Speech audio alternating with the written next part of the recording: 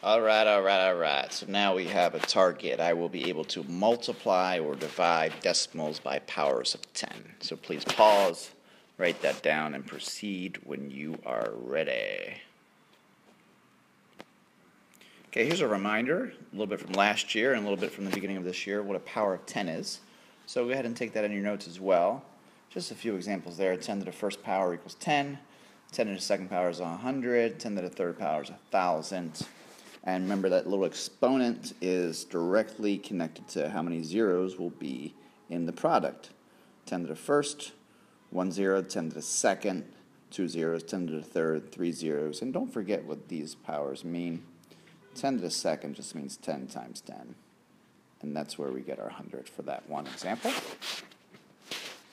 Pause if you need to. Okay, so there's a strategy we're going to use when multiplying by powers of 10. We're simply going to move the decimal point to the right based on the number of zeros in the decimal number that's being multiplied. So as an example, when we multiply 10 times something like 2.5, there is 1 0 in 10. So we're going to move that decimal point one place to the right. And when we do that, 2.5 becomes 25.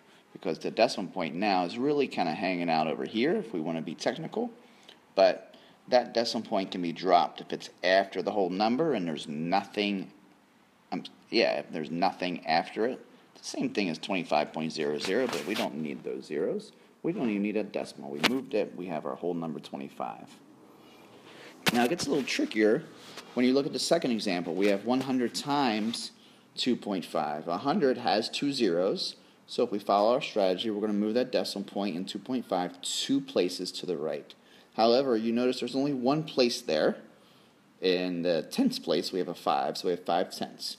What we have to do is just create an additional place, and we'll just use 0 as our placeholder. You see that note there.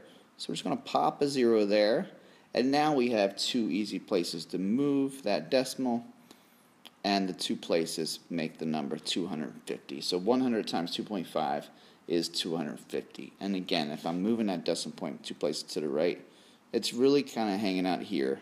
But since there's nothing after it to the right, we don't really need that decimal. We could just drop it off and erase it. Here's a little thing to think about. When multiplying by 10 to the nth power, n, that's an n up there, move the decimal n places to the right. Now that n might sound tricky.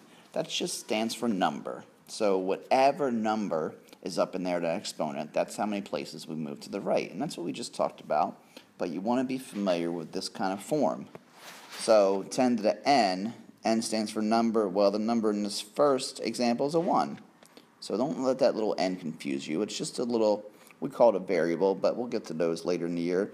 It's just a little stand-in for whatever exponent we're multiplying by.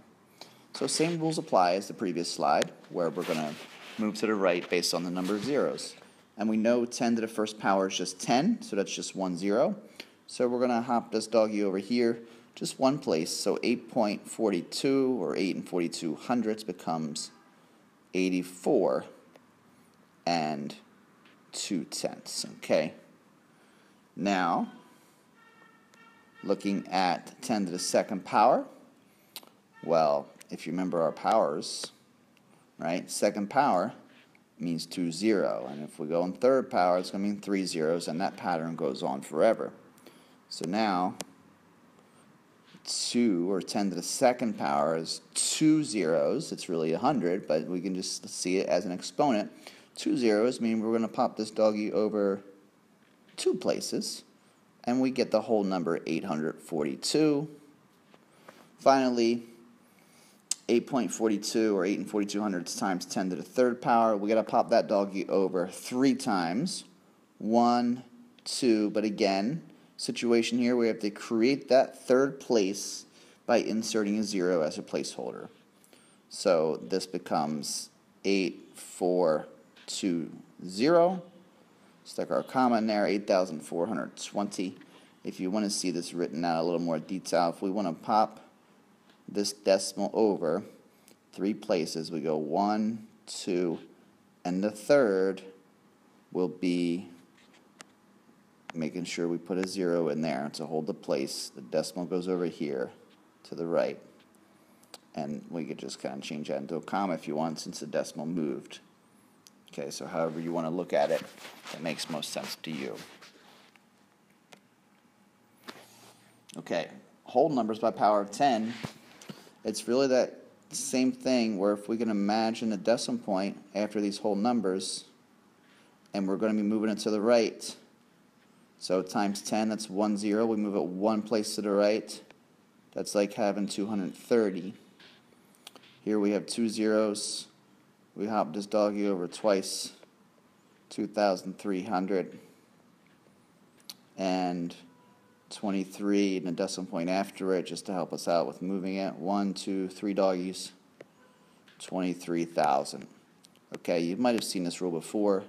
It might even be easier to look at problems like this without even thinking in a decimal. So 23 times 10, we just take our 23 and we tack on 1 0. 23 times 100, we take our 23 and now we tack on 2 zeros. 23 times 1,000, we take our 23 and we're tacking on 3 zeros because there are 3 zeros in 1,000. Or we could say this 1,000 is the same as 10 to the third power, and we would follow the same form. Okay. All right. Independent work, just for the multiplication. We'll get to the division in part 2.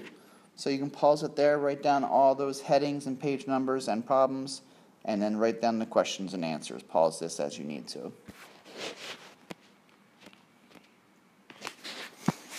Okay, division by powers of 10. The reason this is in the same lesson is because it's really a very similar strategy, but instead of moving the decimal point to the right, you look at that note at the bottom. Oh, I want a little W up here because we want to make sure we copy this down.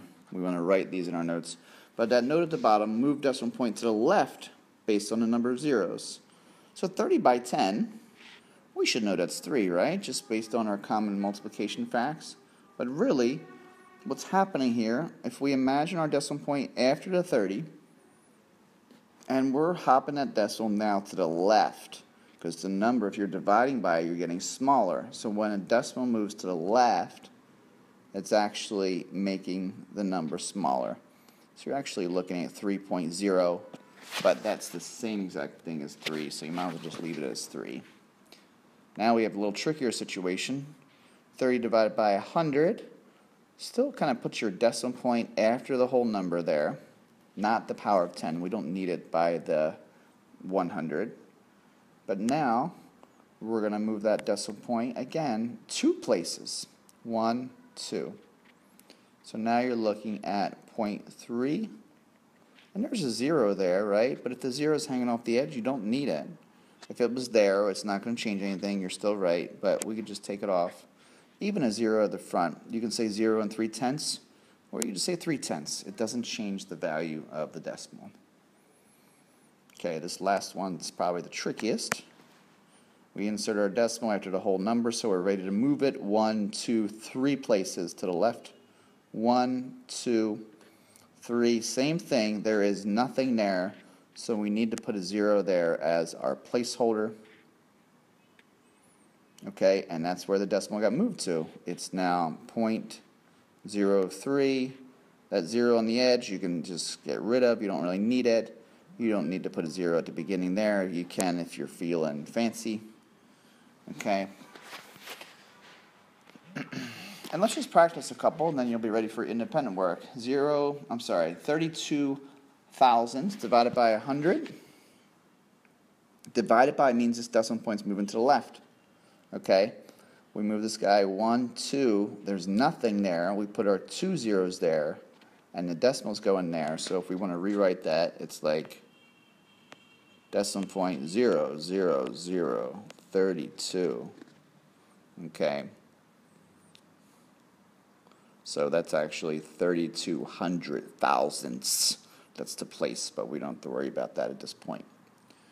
472 and 1500ths divided by 10. Well, 10 is just 1 0, so 1 decimal point to the left. So now we have 47.2 215, or 47 and 215 thousandths. Now here we have our exponent situation. 3 as an exponent just means 3 zeros, which means 3 moves. And again, we're going to the left because we're dividing. So we hop 1 bunny, 2 bunnies, 3 bunnies. We put our 0 there as a placeholder. Our decimal's going to go there. And then we just rewrite that as an answer. We got 0.0521, or 521 ten thousandths is that place, okay? Alright, almost done this one. Long video, I know. Fill in the missing power of 10, which is our divisor in this case. So 4 divided by what power of 10 is going to equal 4 hundredths? So if we imagine if we got our whole number and the decimal after it, okay, and it looks like it's being moved 2 places, okay? So if it's being moved 2 places, what is that being divided by? You can say 10 to the second power or 100, because 100 has its 2 zeros. This one's it's a little trickier. So we'll see how we move the 2 places. That creates our our 0.04 or our 4 hundredths. Let's look at the second one. Okay, 38 and 92 hundredths divided by some power of 10 is going to equal 3 and 892 thousandths. Okay? If you kind of look, this decimal point from here to here is only moving 1 place to the left. So 1 place would mean 1 0 in our 10, or 10 to the first power, or just 10. Okay. So you want to be comfortable filling in the missing power of 10 as well as shifting your decimal when dividing by the power of 10. Okay, you ready for your Indy? You can pause it, write down the page numbers, the questions, the heading as well, and there's a challenge question there. Careful, I just kind of ran out of room here, but that's one big long problem. So go ahead and try that on your own. And if you want, you can turn to the next page for the answer to that one.